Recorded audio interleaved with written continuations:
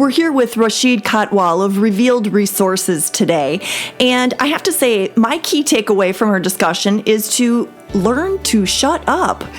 Essentially, leveraging the power of silence is one of the strongest ways that we can help prospects work through their own objections, and how we can really get in trouble when we jump in with a well-rehearsed response right off the bat. And Rashid actually shares how he got burned in an interview doing that very thing. He shares with us how can we preempt objections so they're not coming up from the prospect late in the sales process, but we're building them in actually up front. And very important, how do we manage our emotional triggers that go off in us as we hear objections that we need to deal with? One of my favorite pieces of advice is how to make sure that your prospect does not feel steamrolled through your sales process.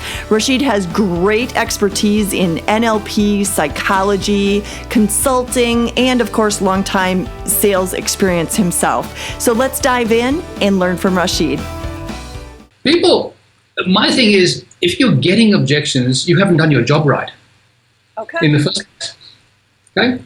Because people object because they're uncertain about something, they're unsure about something, they have questions. And if you look at the typical, stereotypical salesperson, and if we go to the extreme of the used car salesperson of maybe 15, 20 years ago, where people would just steamroll over you.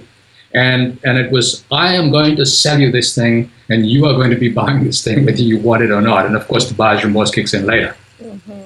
And if we turn that on its head and say that you can't actually sell anything to anybody. People want to buy things from you. Your job is to be able to figure out what is valuable to them and put that proposition to them and show them the value and demonstrate the value in such a way that they don't object. Okay. Now, there are always going to be, situations where you're going to come up against somebody who doesn't have the money and, doesn't have the authority. But then if you've gone pretty far down the track without figuring that out, you haven't done your job either. Okay. So that's part of your qualifying. This is all a part of the qualifying, going down the track.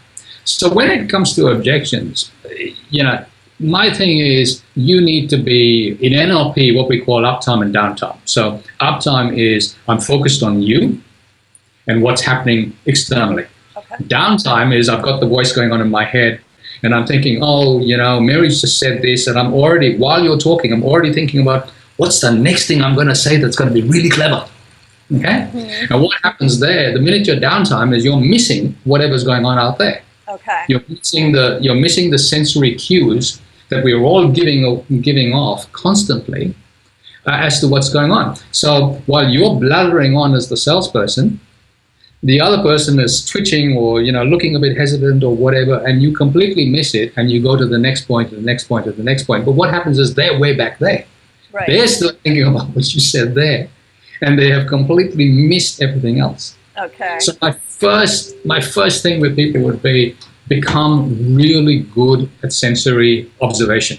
Okay. Observe the other person and be uptime. That means completely focused outwards on them, not thinking about the next thing that you have to say for the next objection that they're going to come up with. Okay. So when you want to?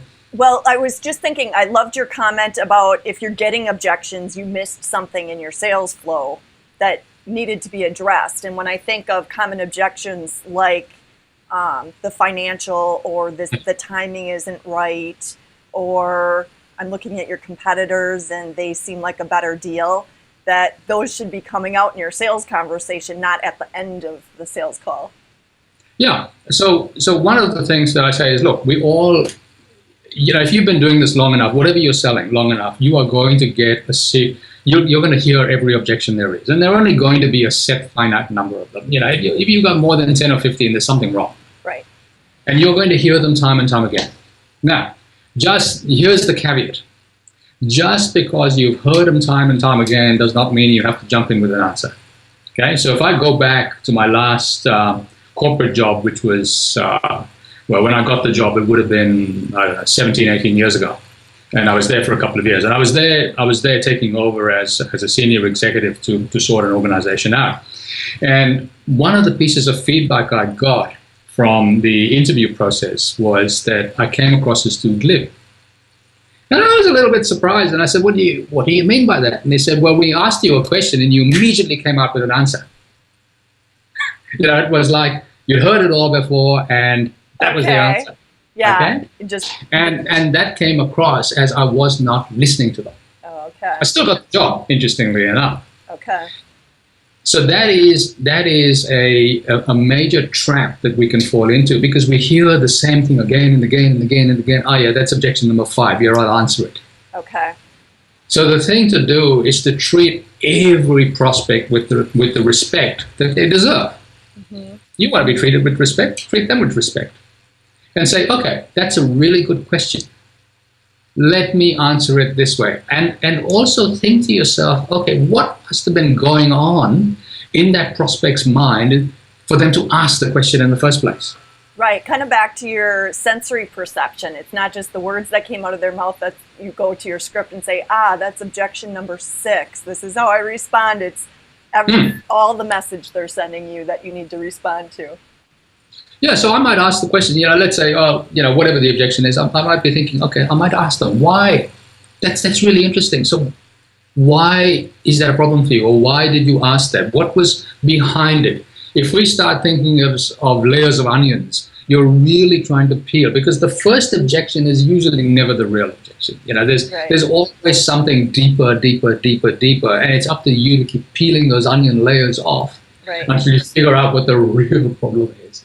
And the real problem could be anything. It could be, maybe they don't like you, they don't trust you or whatever, and they're coming up with any reason at all to object. Who knows, okay? Because ultimately, all other things being equal, we like doing business with people we know, like, and trust, but we like to like them. Mm-hmm. There's no other option. We're not going to do business with them. Right. So the thing is to always figure out what is behind this objection.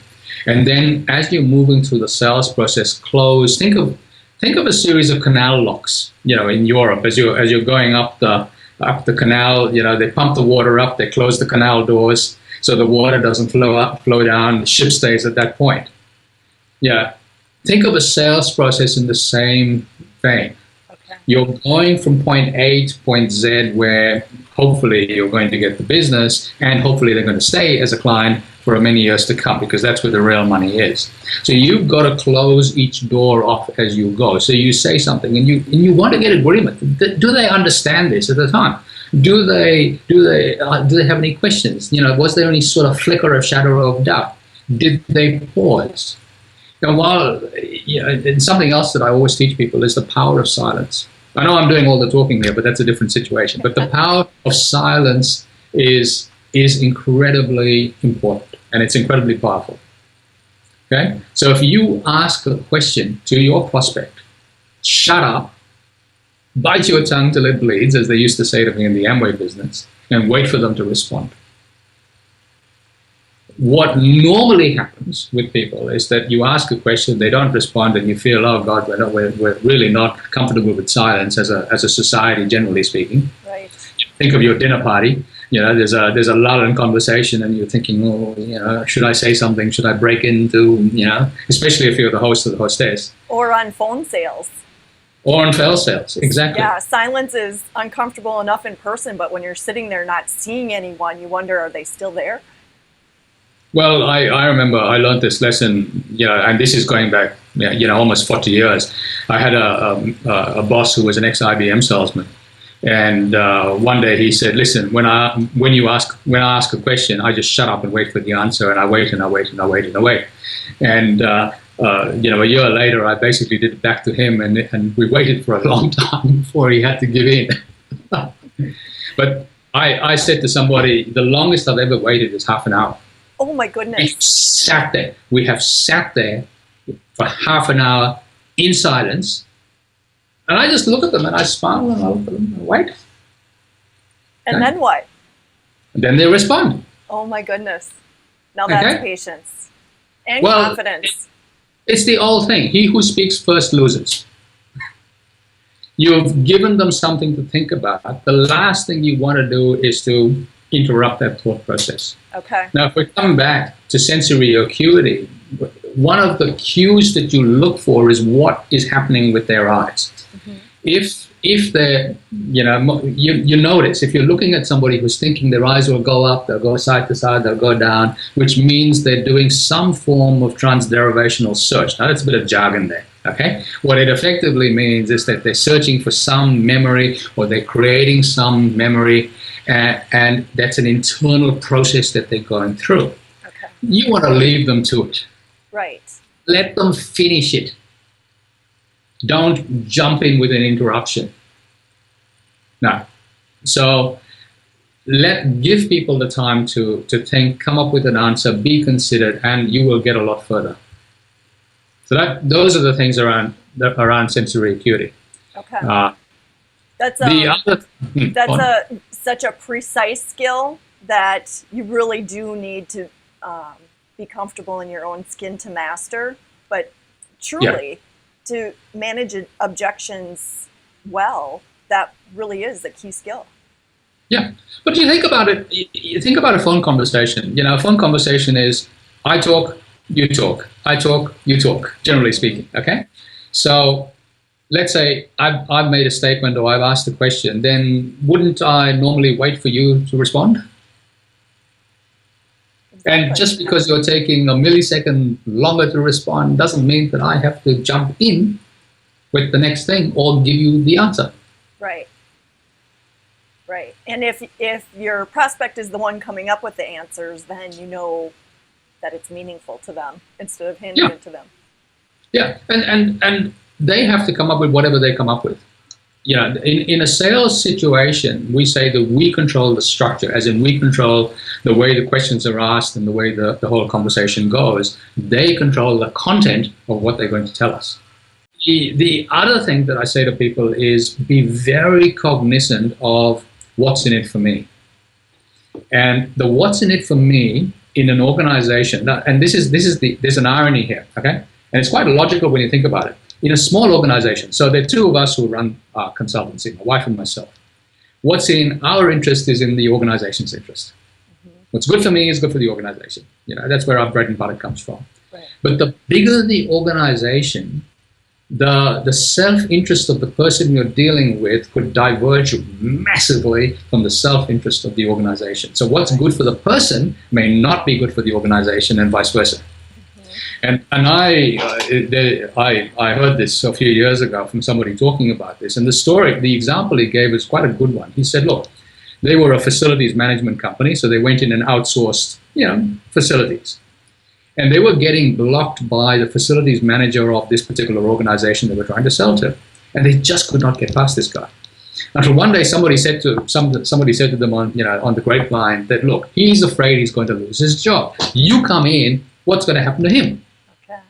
It's logical, isn't it? Yep. Why is he going to say okay? Major objection. So what they did was very clever. They went to him on the quiet and they said, let's call him Fred. Fred, we are expanding in the state and we are looking for a state manager to run our whole operation, manage all of these facilities, and we thought you would be the ideal candidate. Guess what he did? He left the organization, went to these people. Well, first of all, he okayed these people taking over. These people gave him the job. Yeah. Everyone is happy. So even though it was in the organization's best interest to have these people come in and manage the facility, in his personal interest, it wasn't. Right. So if you can't figure that out, and sometimes it's not easy to figure that out, but you've got to start thinking, okay, what is really going on with this person? Why could they be objecting to this? It seems like a perfectly good deal. Mm-hmm. Logically, it makes sense. But where is the emotional component? Exactly. Yeah, the personal agenda can override the business agenda, absolutely. Certainly. And because he's just an employee, his personal agenda doesn't match the organization's agenda. It's a very subtle but very important thing to be aware of. Yeah. Well, and sales reps, I think, face that dilemma when it comes to discounting. Because if they're incented on the top line, getting a deal at any cost is in their best interest, but not in their company's best interest. So, yeah, even sales reps live with that personal dilemma. Yeah, and to me, discounting is, and I've written about this extensively. Discounting is one of the biggest evils. You train people to want a discount. Instead, you should be training people to want your value. Exactly. And if you can differentiate your value in such a way that there is no apples to apples comparison, then people will pay within reason. People will pay whatever it is you want. Exactly. Yeah, discounting is the fastest way to kill trust, because you're always left wondering, did I get the best deal? Could I have asked for more? Yeah, that's right. And then what happens if you just sold it at price X, but then they find out that the next person down the line got it at price X minus whatever? Exactly. Yeah. And even if it hasn't happened, you're sure it must have happened somewhere. Yeah, that's right. So we never discount, okay? Never, ever, ever, ever discount. We will say, okay, you don't want to pay that? Fine. What should we take away? Right. Oh, but I want all of it. Well, sorry. Yeah. That's the way it is. And if they're not willing to come to the party, I'm not willing to work with them, because at the end of the day, we work with people for 12 months, 24 months, 36 months. I want to know that I like them. Right. I want to know that they're going to do what I tell them to do. And that they'll always have your best interest in mind. Yeah. Yeah. Yeah. It is a two-way street. So one of the other things, let's just come back to objections for a second, is to preempt the objection. And one of the ways to do that is, if you know that you get certain objections at certain points of the sales process flow, talk about it then. Say, and you can use stories. One of the most powerful things that human beings, human ways of actually persuasion is through stories.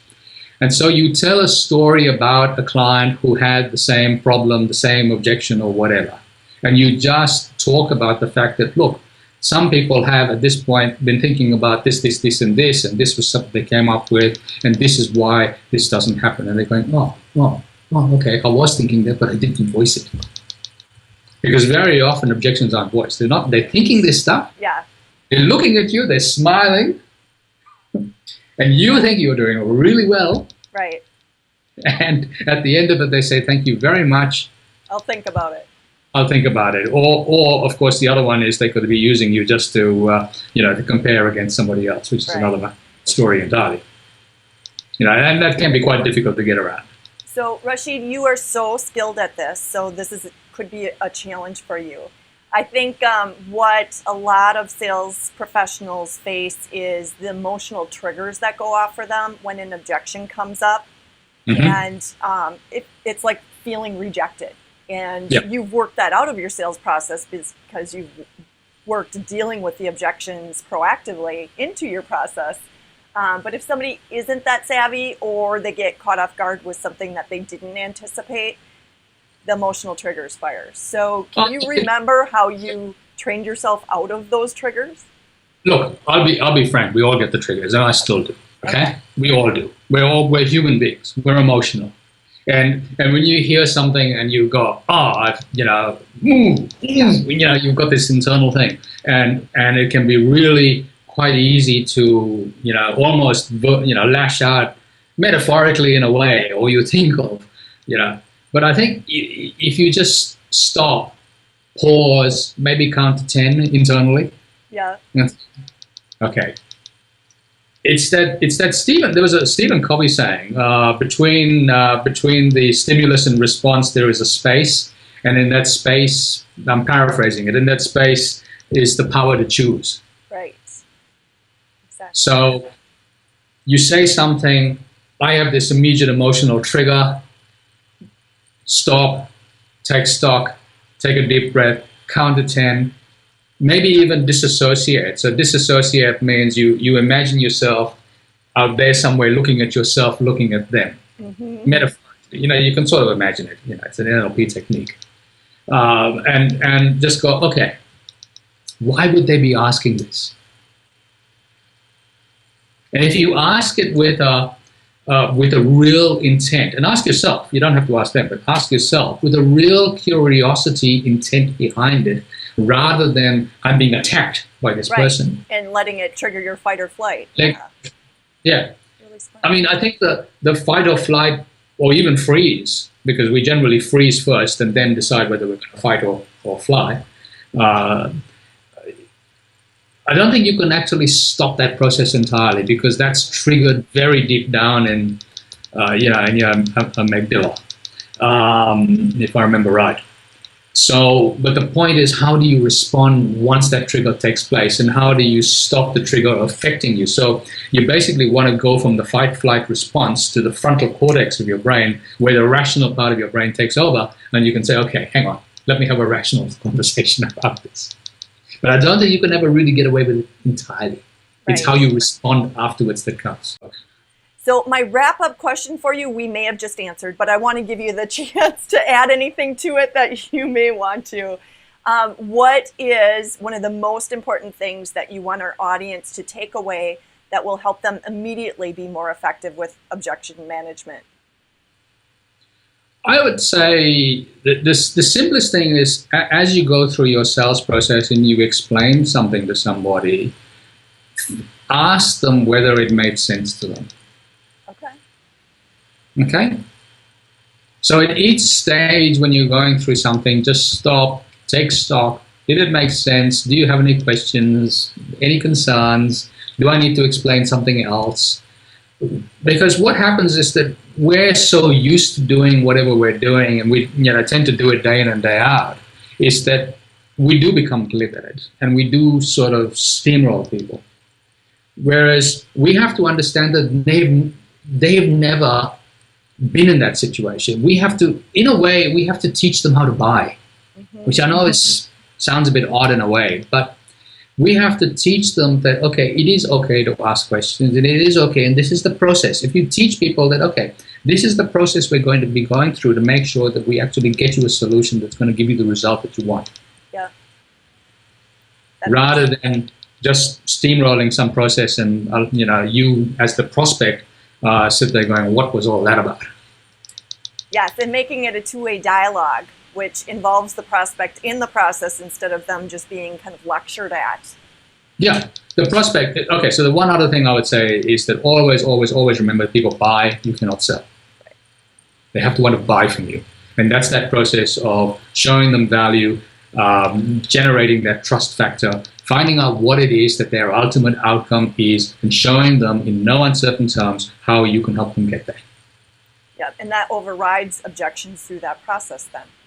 Yeah, if you do that well, there shouldn't be any major objection. There will always be questions, there will always be explanations, but I would rather look at them as questions rather than objections. Right. And because if it's a question, yes, I haven't explained something correctly, maybe they haven't seen the value, maybe I haven't elicited the value. So, in the next 10 seconds, if I can say the one thing I will always say to somebody when I start a meeting is, why are we here? My first question, why are we here? Oh, but you arranged the meeting. Yeah, I did, but you accepted it. So why are we here? And I know you value your time, so why did you let me in? Yeah, that's beautiful. And then say, okay, so if there's one thing that I could, that you could get out of all of this that would give you the greatest return on any time, money, effort you expended on it, what would it be? And they'll tell you. Why is that important? They'll tell you. If you keep asking the why question, ultimately what's that going to get you? And you're looking for an emotional trigger as to what they want emotionally, which you can then look at the logical reasons behind it, because we all buy an emotion and we all justify by logic, and I don't care who you are. Okay? Perfect sense. And when you're selling to a corporation, you're selling to a person. That's the other thing. You're not selling to a company, you're selling to a human being. Exactly. Yeah, so work through those personal agendas. Absolutely. Brilliant. Well, thank you so much, Rashid, for sharing your wisdom and extensive experience with us. This is so helpful and really makes me feel like, wow, anybody can really manage objections effectively by just making that their sales call. Absolutely. Be human. Excellent. Thanks so much. Don't you just feel smarter already? I tell you, with all of the interviews that I've done for Sales Mastery, most days I feel like I can conquer the world. If you want to make sure to catch all of our interviews with chief sales officers, experts, top sales producers, connect with us on our YouTube channel right here. And if you want access to all of the resources that we have for you at Sales Mastery, you can connect with us right here. Our goal is to make it fun and to make it simple for you to stay on the leading edge of selling. So connect with Sales Mastery for the smart way for you to become your best.